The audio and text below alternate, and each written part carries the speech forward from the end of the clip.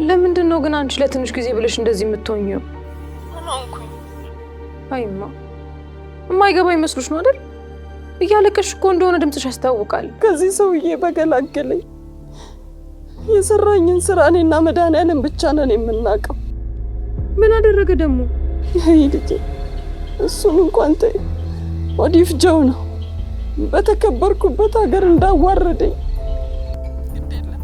እሱም በልጆቹ ያገኘዋል። ብቻ እንደምንም ብለህ ከዚህ ሰውዬ ገላግለኝ በይልኝ። እሺ እላለሁ። እሺ እኔ እናት ደህና ደሪልኝ። መብራቷም ጭልጭል እያለች ነው። ደህና ደሪልኝ የኔ ቆንጆ።